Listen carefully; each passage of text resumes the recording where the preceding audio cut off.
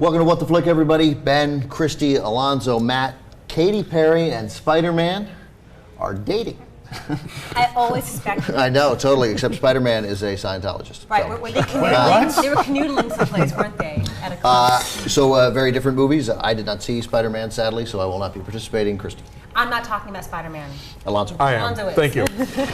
So yeah, it's Spider-Man, and Phil Spider-Man? Phil Spider-Man. The Spider-Mans are coming over.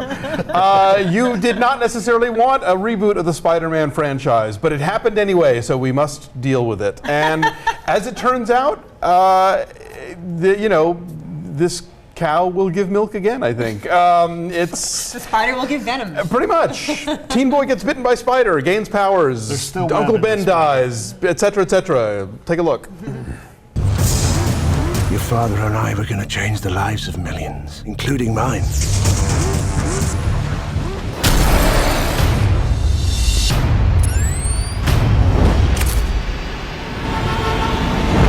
I had a really good time with this. This was not a movie that I was looking forward to in the slightest. Why? Because again with the Spider-Man already. Again with the bite of the again with the Spider-Mans. But no, I think they really kind of went back to the well and found an interesting way to tell this differently. Like, I'm not super immersed in the comics, so I'm not going to say they've never done it before, but it's certainly rare that Peter Parker's biological parents ever figure into the story. Right. Like, it's a that's true origin story, right? It is an origin story again, and God knows we've seen enough of those, but they kind of make it interesting, and they put some different little twists and spins and things on it.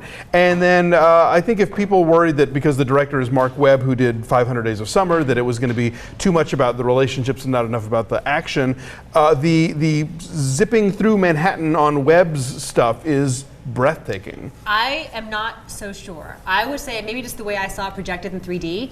I felt like the action sequences were kind of weak, like kind of just perfunctory, and I wasn't wowed. I was more impressed with the relationship stuff with Gwen Stacy. And that stuff's good too, and I think it's handled well. But did you see it in IMAX? Because I did. I saw it in plain old 3D. Okay, maybe it's worth the IMAX bump, but I was really, and this was the AMC sort of half-C IMAX, but it was still, I thought, really incredible to look at and really sort of exhilarating. But yeah, I think the human, on the ground relationships are interesting as well. I'm in for sequels. I'm down for this. I'll do it. I agree with you. It's weird that you get a comic book movie where the story and the relationships actually is probably better done than the action. I thought the action was fine. I thought it was pretty good. I will say it really bothered me that you blow half the opening movie, half the beginning of the movie on the origin story. Like, really? Are you curious to know what happened to his parents? No. I mean, I don't know. I haven't read the comics, so I don't know. Did the comics explain what happened to his parents? No, hardly ever. Okay. Barely ever. It's just like, they're dead. It's not an issue. And The issue with Ben Spider-Man bam. is that he gets these powers, he fucks up his, because he decides he's not going to use them to do, to help some random dude. That random dude ends up shooting his uncle, and he feels responsible, and that drives his crime-fighting life. Like, that becomes the core of who he is. And that's all that matters to you.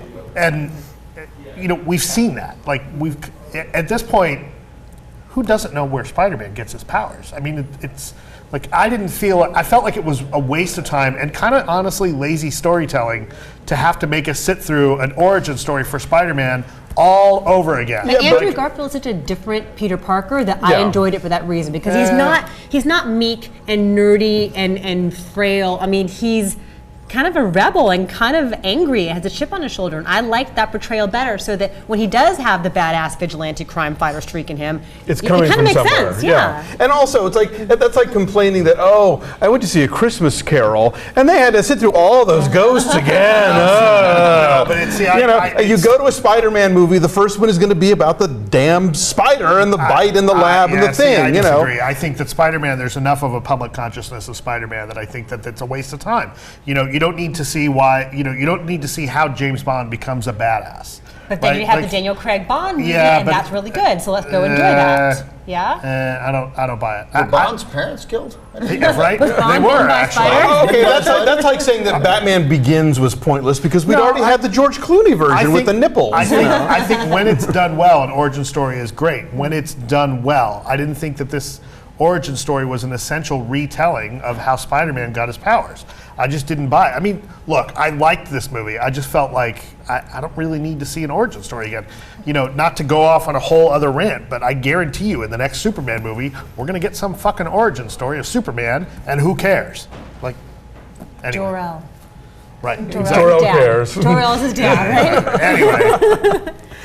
No, I like It's pronounced Gerald. Gerald. Jor-El. Yeah. I like Emma Stone so much. Can I Yes. say how adorable she is, and this is a great fit for her and her perky, plucky cuteness. Although how many teen science whizzes wear like mini skirts with thigh-high boots to high school? She's like the sexiest science nerd ever. No, but and I clearly, didn't really buy that they were in high I school. think you pointed out last night, like neither of Yeah. them can be in high school. But then, you know, prior to the Katy Perry movie, they did Grease sing along. Oh, man, to those You're the are One some That I old- Want, and like they're all 35 years old. Right. It's worse than Good point. 90210.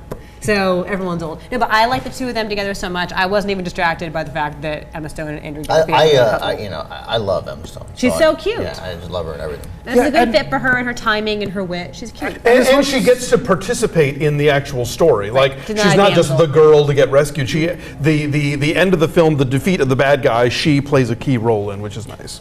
You know, and as much as I'm complaining about the origin story, I did like this movie. I found it to be really moving. I found it to actually be more emotionally involving than I think the Sam Raimi stories have been. Because it's more about the relationship. I think it's more about the relationship. That's Mark Webb's strength that he brings to Yeah. it versus some of the more maybe imaginative And I do action think stuff. Andrew Garfield makes a much better Spider-Man than I Yes. think Tobey Maguire did. I agree. I'm not the biggest fan of the Raimi movies, so take that for whatever grain of salt. But I'm more on board with this version, this telling of it. Should we discuss Reese Ifans? As the lizard? Dr. Curtis Connors / the Lizard, I like the fact that when he turns into the lizard, he's still got the lab coat on. That's something right out of the comics. Briefly. Yeah, for a while. Until he busts out of it. He's fine. I mean, he's not as memorable a villain as Dr. Octopus was in Spider-Man 2, but he's. And they definitely set up some things for future films. That he works for this company that's run by the never-seen Harry Osborn and or whatever the Norman Osborn. Thank you. And then there's a there's a shawarma at the credits, so don't leave. There's a little nugget in there that you want to stick around for. He's fine. He underplays it though. I like that he's not super hammy, and that kind of keeps with the tone of the rest of the movie. True. Yeah, he's not not drooling. over the This doesn't get as campy as Sam Raimi's Spider-Man movies. You guys have made me more interested in seeing it. Do you want to spend 2 hours, 18 Whatever, you minutes never of your go life see watching movies. Spidey? I do. right. I do. numbers. Your numbers. Do you remember what you gave it? I don't. You gave it a 7. Okay. You also gave it a 7. You gave it a 7.7. What does that mean? 7.2 for Spider-Man. Woo! Where is it in Tomato World, Mike? 75%. What's the deal with the title?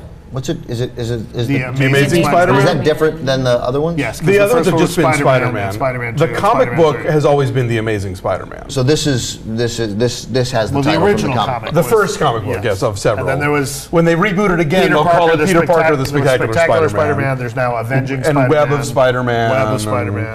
But yeah, They're all Marvel coming. team up featuring Spider-Man. right. Why is he not an Spidey Avenger? Super Stories. Can we have a whole discussion someplace else about He why was Spidey's briefly not an Avenger in the comics, and I hear there might Actually, he I is hear an that- Avenger now. I hear Sony might make a deal to let Spider-Man be in Avengers 2, but I don't know if that's true. Well, so actually, You seem pretty deft with Spider-Man after initially being like, I'm not really familiar with the comics. I'm not saying. I'm just saying I'm not as familiar with the comics as probably a lot of people watching the show who are going to be like, "You got the thing wrong." So I'm not one of gonna- the things I think I should mention that I liked about this movie, I thought that for a movie that is a basically contractual obligation, Sony made this movie to hold on to Spider-Man because otherwise the rights to Spider-Man Would would expire. revert to Disney and Marvel. So a movie that gets made in a sense of mine, it actually turned out to be okay. Yeah, we didn't need this movie, but now that it's here, I got to say I liked it. And it made $7.5 million in its midnight showings. And a lot of that was in IMAX. So I guess you should go see it in IMAX. As I thought it was pretty great in IMAX. Yeah. Have fun. Bye. Bye.